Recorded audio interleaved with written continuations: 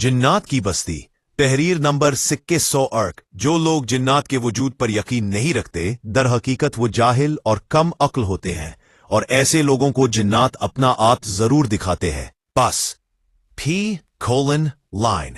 उरूज की तरफ जाते हुए रास्ते में फूलों के बीज फेंकने चाहिए। जवाल का सफर पर सुकून रहेगा। अगर कांटे बिछाकर जाएंगे, वापसी पर खारदार झाड़ियां मिलेंगी, और वापसी का सफर तो हर सूरत तय करना होता है। हमारी जिंदगी में बेशुमार वाकयात रूनमा होते हैं, जिनको लाख कोशिश के बावजूद हम भुला नहीं पाते। ऐसा ही एक नाकाबिले फरामोश वाकया आप कारियान के लिए बयान कर रही हूं, जो उम्मीद है आपको मुद्दतों याद रहेगा। ऐसे वाकयात लिखने का मकसद ये होते हैं कि शायद कोई नसीहत पकड़े और लिखने का हक अदा हो जाए। मकसद: मामू यूनुस 4 बहन भाइयों में सबसे बड़े थे। उन्होंने मैट्रिक तक तालीम हासिल कर रखी थी। बाकी बहन भाई अनपढ़ थे। गांव के लोग मामू को चौधरी कहते थे। इलाके में भी उनका काफी असर व रसूख था।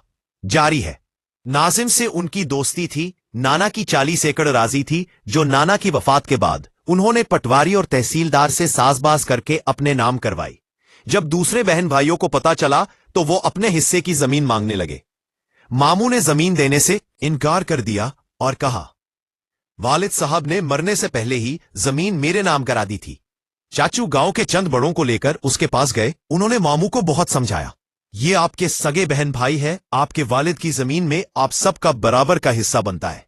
अपने बहन भाइयों को उनके हिस्से की जमीन दे दो, ये भी खुश हो जाएंगे और अल्लाह भी राजी हो जाएगा। मगर कोशिश के बावजूद मामू ने माने अपनी जिद पर कायम रहे। यहां से मायूस होकर उन्होंने अदालत को दरवाजा खटखटाया। अपने असर व रसूख की बिना पर वो अदालती जंग भी जीत गए।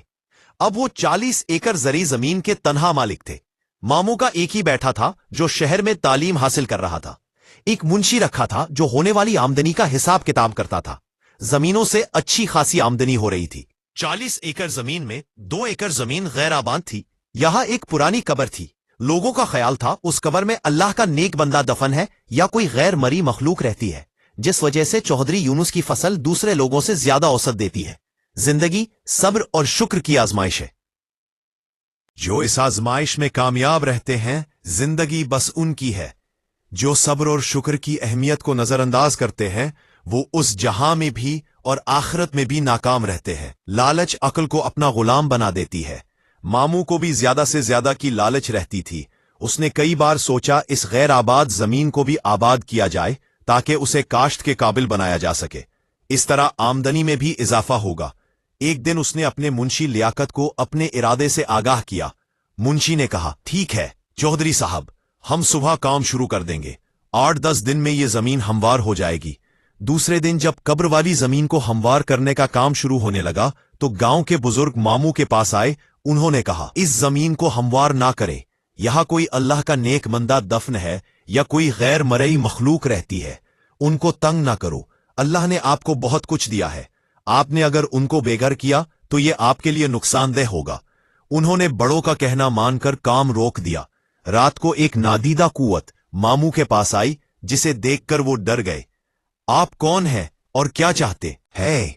ब्रैकेट्स फिन सिपाहन दादा, मैं कोई भी हूं, आपको इससे क्या गर्ज है? आपको यह बताने आया हूं कि आपकी गैर आबाद और बंजर जमीन हमारा मस्कन है। आपने जो इसे हमवार करने का मंसूबा बनाया है, इसे अपने जहन से निकाल दे। अगर आपने ऐसा ना किया तो आपका बहुत नुकसान होगा। आपकी जमीनों की आमदनी भी खत्म हो सकती है। ये कहकर वो कमरे से निकला और फिजा में तहलील होकर मामू की निगाहों से ओझल हो गया।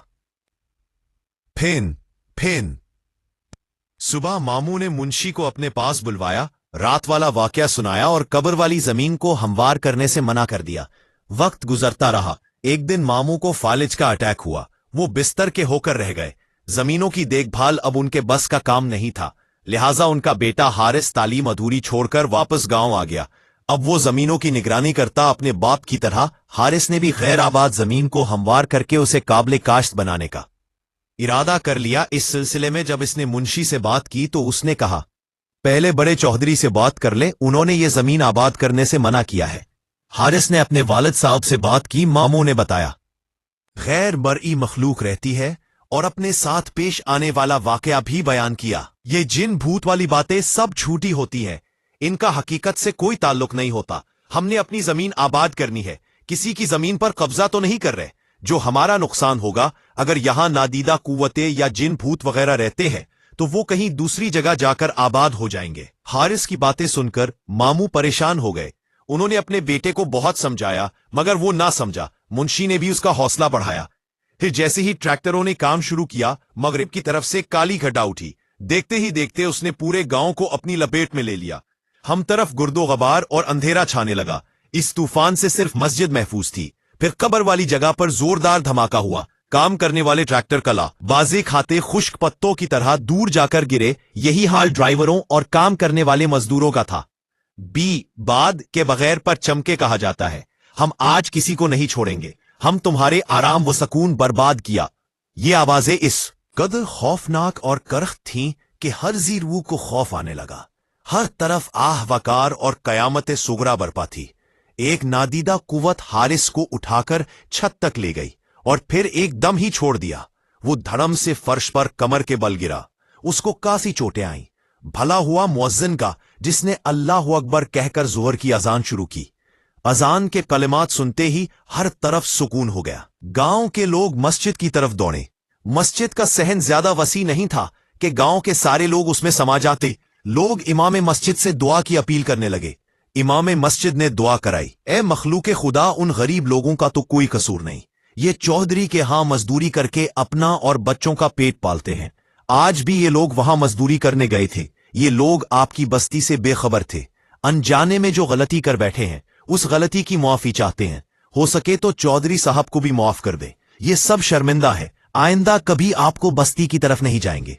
ए आदम की औलाद, हम भी आपकी तरह खुदाए बुजुर्गो बरतर की पैदावार है। हम अपने आप में गुम रहने वाली मखलूक है। हम बेवजह किसी को परेशान नहीं करते और ना ही हमने कभी आपका बुरा सोचा है। अगर हमने किसी के साथ बुरा सलूक किया तो वो सामने आए। हम सजा भगतने को तैयार है। अपने गिरेबानों में झांकूं, आपका दीन इस्लाम तो अमन व शांति का दर्स देता है। बुर्दबारी और तहम्मुल उसके असूल है। सिराते मुस्तकीम उसकी राह है और सच्चाई और इंसाफ जज्बा ईमान है। चौधरी यूनुस और उसके बेटे का किरदार सबके सामने है। लालच की हौस ने उनको इंसान से हैवान बना दिया है। झूठी शान और शौकत बढ़ाने के लिए उन्होंने अपनों का हक मारा है। बहन भाइयों की जिंदगी अजाब बना दी। जाओ, हमने तुम्हें माफ किया, फिर कभी भूल कर भी हमारी बस्ती की तरफ मत आना। दोबारा गलती की तो हम माफ नहीं करेंगे। याद रखो, इस वक्त हम खौफे खुदा से आप लोगों को माफ कर रहे हैं, मगर चौधरी यूनुस और उसके बेटे को कभी माफ नहीं करेंगे। उनको हम तड़पा तड़पा कर मार देंगे। हम उनको जरूर सबक सिखाएंगे। अभी उन्होंने अपनों के अरमानों का खून किया, हमारी बस्ती को गिराया। ये माफी के हकदार नहीं। उनको माफी उसी सूरत मिल सकती है अगर ये अपने बहन भाइयों को उनके हिस्से की जमीन वापस कर दे और दोबारा कभी हमारी बस्ती का रुख ना करे। सब लोग गर्दनें झुकाए उन बुजुर्ग की बातें सुन रहे थे और उनकी दहशत से हर कोई कांप रहा था। अब मैं जा रहा हूं। अगर चौधरी साहब ने हमारी बात ना मानी तो हम इसको इबरत का निशान बना देंगे। वो बुजुर्ग चंद कदम पीछे की तरफ और फिर गायब हो गए।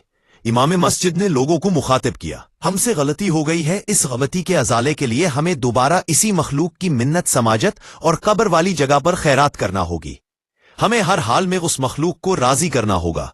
अगर हमने ऐसा ना किया तो पूरा गांव राख का ढेर बन जाएगा। उसी वक्त गांव के हर बंदे ने अपनी हैसियत के मुताबिक इमाम मस्जिद को पैसे जमा कराए और शाम को कब्र वाली जगह पर खैरात की गई। पिज मामू यूनस ने अपने बहन भाइयों को वहां बुलवाकर उनके हिस्से की जमीन दे दी। ब्रेक। गांव की रौनक फिर से बहाल होने लगी, लेकिन मामू की हालत पहले से ज्यादा खराब हो चुकी थी। ऐसा महसूस हो रहा था कि मामू का आखिरी वक्त करीब आ चुका है। गांव के बड़े अयादत के लिए आते तो वो मशवरा देते, चौधरी साहब अपने बहन भाइयों को राजी कर लो, उनसे माफी मांग लो। और फिर बड़ों की बात मानकर मामू ने बहन भाइयों को अपने पास बुलवाया, अपने किए की माफी मांगी। सब बहन भाइयों ने उसे माफ कर दिया। एक बार फिर जिन्नात की बस्ती में खैरात बांटी गई। लोग खैरात के चावल खा रहे थे कि एकदम एक लम्हे के लिए सब कुछ रोशन हो गया। इमाम मस्जिद ने कहा, सामने जिन्होंने दिल से चौधरी साहब को माफ कर दिया है। दूसरे दिन हारिस ने अपने वालिद को शहर के एक अस्पताल में दाखिल करवा दिया। अब वो आहिस्ता आहिस्ता तंदुरुस्त होने लगे। 1 माह अस्पताल में रहने के बाद वो घर आने। मामू अब मुकम्मल तौर पर सेहतयाब हो चुके थे।